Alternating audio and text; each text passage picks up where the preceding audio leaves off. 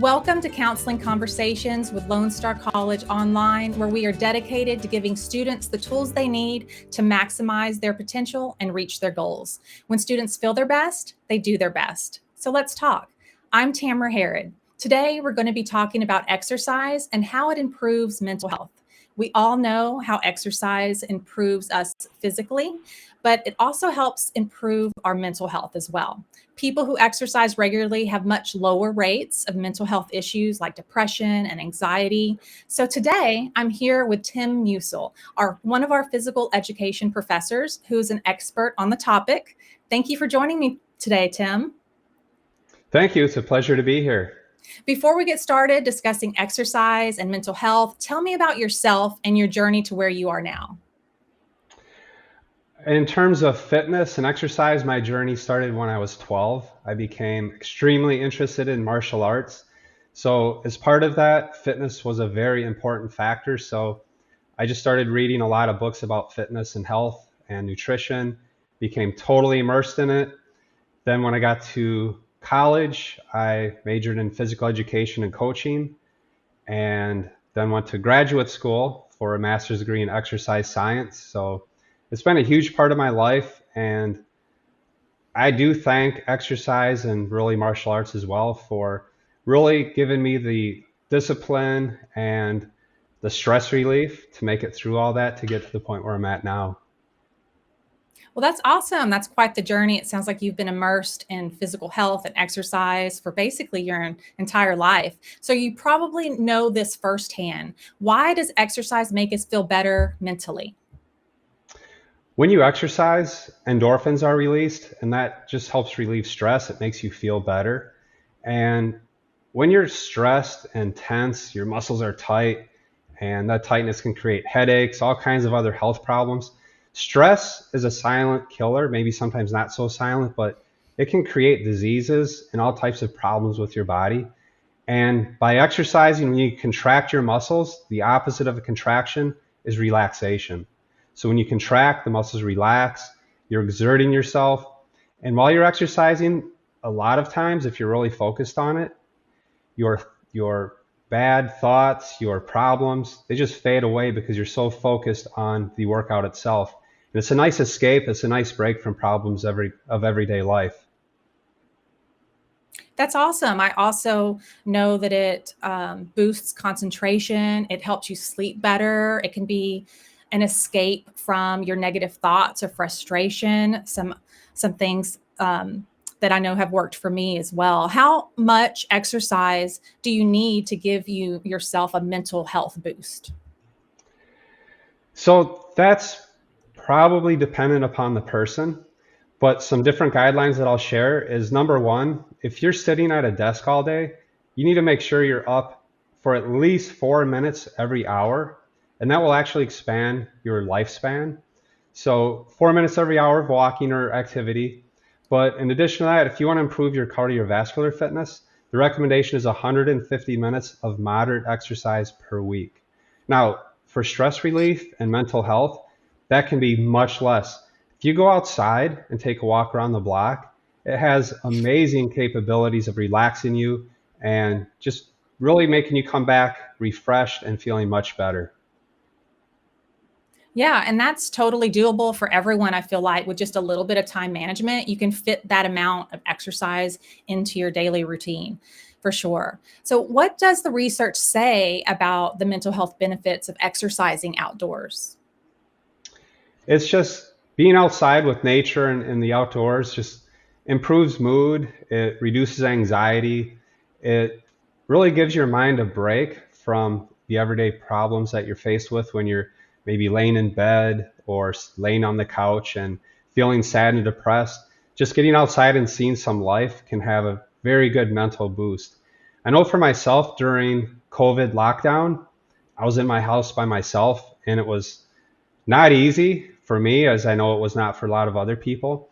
But every single day through the COVID lockdown, I would get on my bike, I would go for a ride outside, I would ride up to a area of town where there's people outside walking, and I'd stay at a distance. I would just sit there and I would see people, and just that some type of interaction changed my mental mood substantially.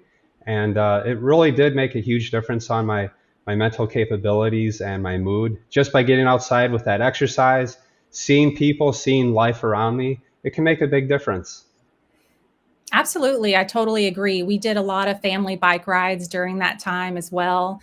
Just getting outside as much as possible. Also, exposure to natural sunlight increases the production of vitamin D, and which plays a major role in mood regulation. Vitamin D deficiency has been linked to mood disorders like depression and anxiety. It affects our immunity, our energy levels. So, yeah, getting into nature daily is definitely important.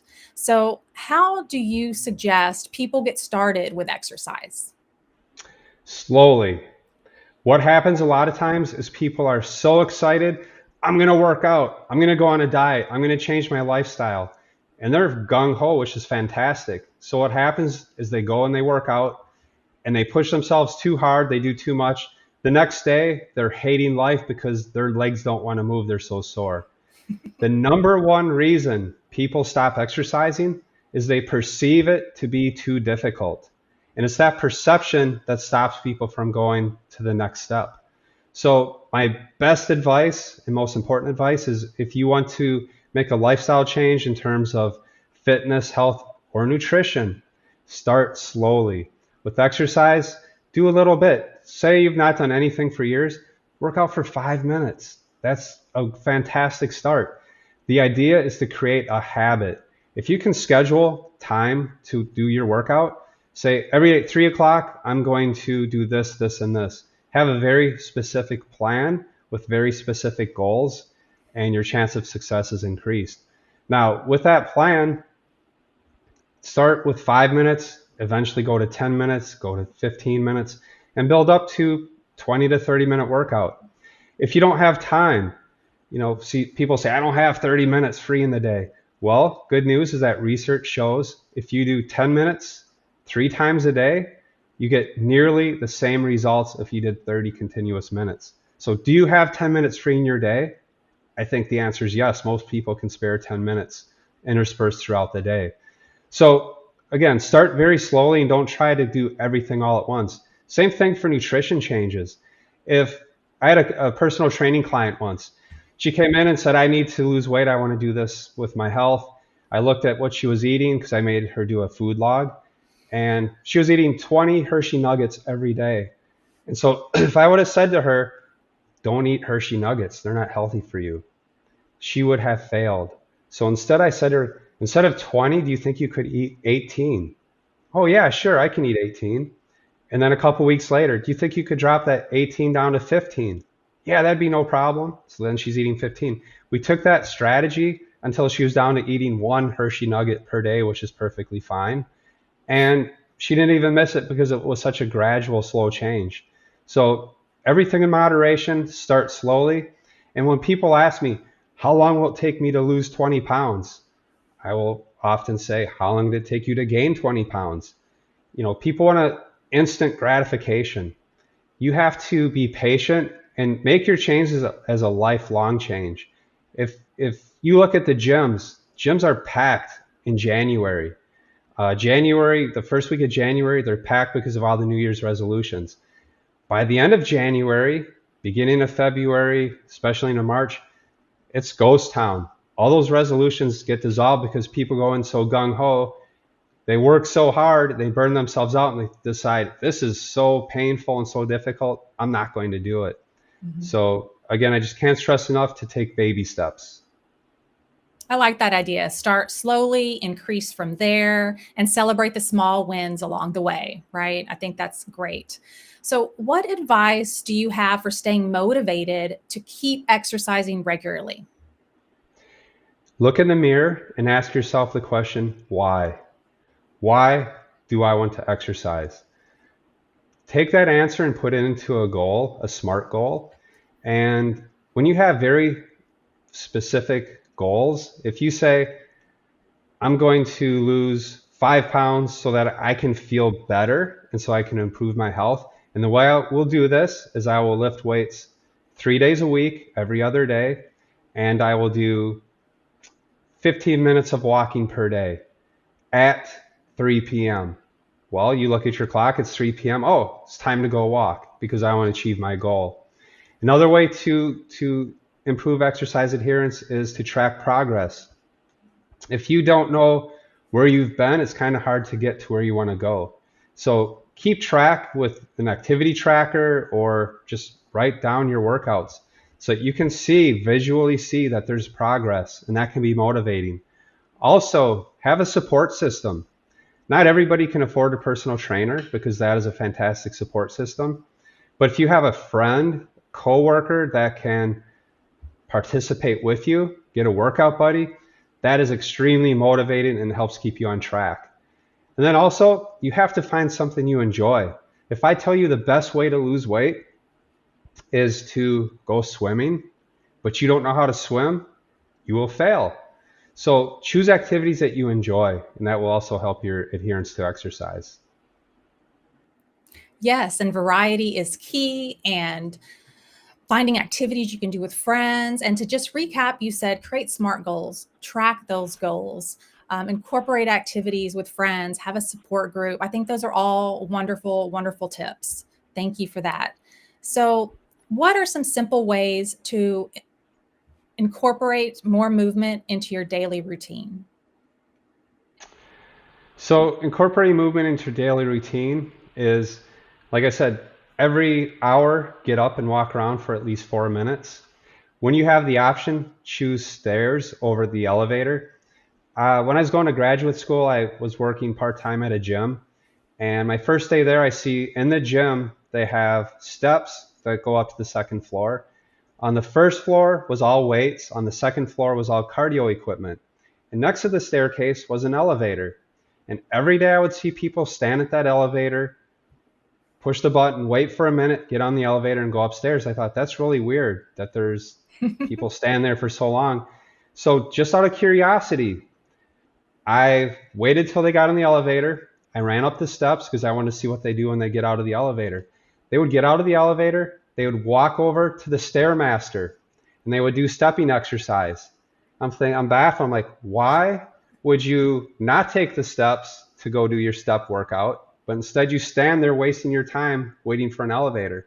And the only conclusion I had is habit. People have a habit of being somewhat lazy where they will take an elevator instead of stairs. So take the steps instead of the elevator whenever possible. Also, for myself, anytime that I run my microwave, what do you do when you're running your microwave? Typically, you might just stand there and wait for it. So while my microwave is running, I'm doing lunges. I just will do walking lunges around my kitchen, and I'll know that I'm finished when the microwave is finished. So that's daily workout that I get to do and be productive while waiting for the microwave. When you're watching television, when you get up to go to the kitchen to grab your snack, why not do a lunge walk to your pantry to get your food, get your bag of chips or whatever? But all that little amounts of exercise and movement and activity adds up over a day. And if you have the mentality, I go to the gym and I work out for 1 hour every day, that's fantastic. And I give you props. But the big question is, what do you do with the other 23 hours in the day? And that's what can really affect your health as well as your mental health. Those other 23 hours doesn't mean you can just lay around and be inactive. Your body is designed for movement, and your mind really depends on physical activity to stay healthy. So try to be active throughout the entire day by using some of those tips. And if you have a bicycle, instead of driving to go somewhere close, ride your bike. Like, for example, I ride my bike to teach classes at school every day that I have to go to school. I could drive, but I'd rather bike. It's another opportunity to get exercise. Those are all great tips, Tim. I do the microwave trick as well, but my go-to workout is squats during the microwave. Sometimes I'll Excellent. do a wall sit while I'm on the phone. Of course, it doesn't last that long, but then I go back into it. I've even tried standing on one leg while you brush your teeth. I don't know if you've tried that. Perfect. All the time. Yeah, yeah, yeah. Squeezing that core while you balance. So, fidgeting, I know a lot of people use that. They're always moving in their desk when they're having to sit a lot. So, those are some great tips. So, how can someone get back into exercising after a break or a setback? The most difficult part about that is mentally, you're used to doing X amount of exercise. So your brain is prepared to do it, but when you go back to it, your body can't fulfill that. And it becomes frustrating, and then it's a mental battle. So the best way to circumvent that is, like I said before, baby steps. Start very slowly, reassess your goals. And also, you need to determine, why did I quit my routine in the first place? And look at that, because maybe you have to drive 20 minutes to the gym. That's not realistic. Most people will not drive more than 6 miles to the gym. So if you quit because you have to drive too much, you need to find a solution before you try to do it again, because that same frustration will be there, which will probably lead you to quit again. So reassessment of goals, set some new goals, start slowly, and you just have to really be patient and ease yourself back into it. Setbacks are a part of life. Everybody has setbacks for many parts of their life, and exercise is certainly part of that. So just Mhm. be understanding with yourself. Don't be too hard on yourself, and congratulate yourself for making the effort to try to get back to it. Awesome. Those are some great tips. What is the best activity for cardiovascular exercise?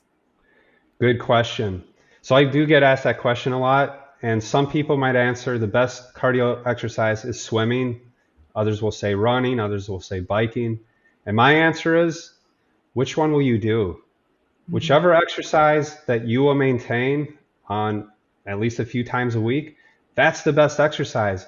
Because if you follow the guidelines and you get your heart rate up to, say, 60%, or just as an example, let's say your heart rate's supposed to be at 120 beats per minute.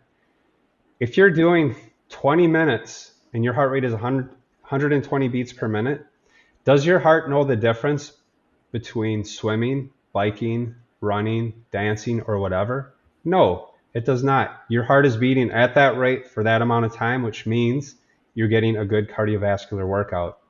And some people like to do the same thing every day or every workout.